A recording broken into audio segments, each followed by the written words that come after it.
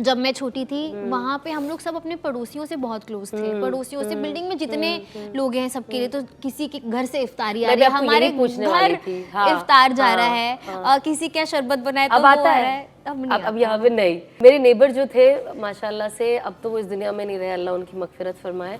बहुत अच्छे नेबर थे मेरे, वो अभी भी है, लेकिन उनकी पूरी फैमिली बाहर रहती है, उनकी अलग बच्चे बाहर पढ़ रहे।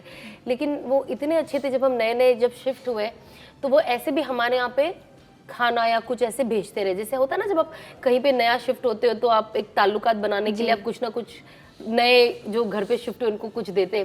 तो इफ्तार में रोज़ उनके यहाँ से कुछ आए, तो मुझे ना, क्योंकि हम पहले जहाँ पे हम भी जहाँ रहते थे ना, वहाँ से इफ्तार ये सब आता था, तो एक अलग माहौल था। फिर जब मैं यहाँ पे आई तो यहाँ पे वो मुझे माहौल ऐसे नहीं है। जब मेरी बिल्डिंग चेंज हुई, पहले मैं कहीं और रहती थी, फिर मैं अभी फाइनली जहाँ रहती हूँ, तो मुझे ऐसा लगा कि वहाँ कितनी मज़ा आती थी। मेरी बाजू वाली आंटी कितनी अच्छी थी, शाम को नई नई चीज़ें बना के देती थी।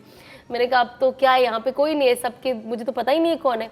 पर जब बाजू वाले लोगों ने वो पहल की, उन्होंने ही पहल की माशाल्लाह से, एंड फिर जब वो रमज़ान में भेजते थे तो मुझे इतना अच्छा लगा। फिर हमारा वो एक्सचेंज शुरू हो गया रोज़।